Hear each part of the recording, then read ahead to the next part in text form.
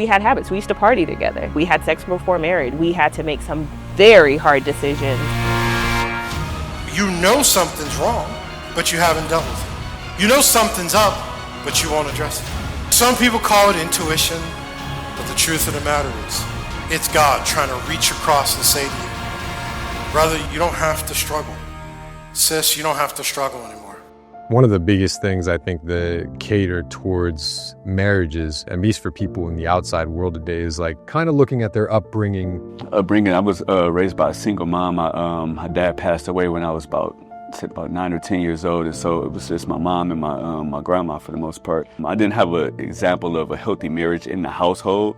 I wasn't able to see the behind closed door side of marriage, the conflict resolution and, how to deal with different issues and stuff like that within the marriage. I wasn't able to see that stuff. So you kind of grow up and learn it in real time. I grew up in the household with both my parents. I did have that image. Just like any marriage, they had to grow together, and they happened to have kids while they were learning how to grow together. At what point did you find, a missing piece within your relationship? So the missing piece in our relationship was bringing our relationship under God. I was a workaholic. I just really enjoy executing and building things. What got my attention is I realized I couldn't move forward with additional dreams and goals that I had set until it was fixed. When you start following God and he really is the Lord of your life and he's leading you, he takes you up. For me, kind of the same thing. It was like, we start dating and courting. Neither one of us are looking for marriage. And it's like looking back on that, it's like, how ridiculous does that sound? We had habits. We used to party together.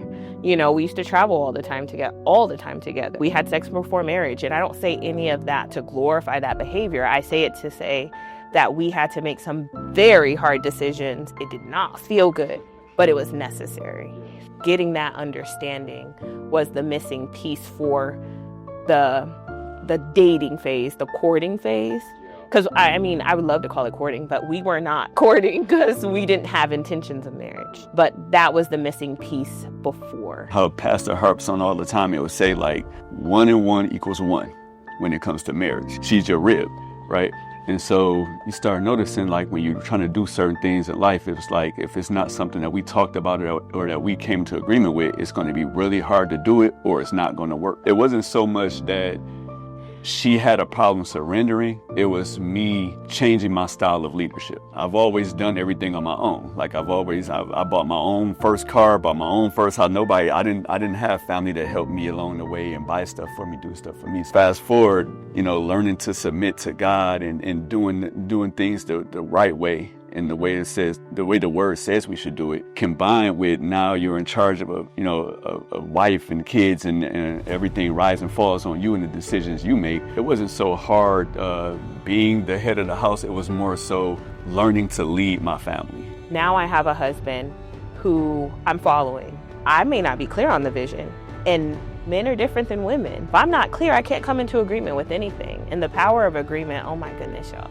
That is the piece to there's so many things, but in this season, I would say, and in the previous seasons of our marriage, the power of agreement. At the end of the day, God gave you that person.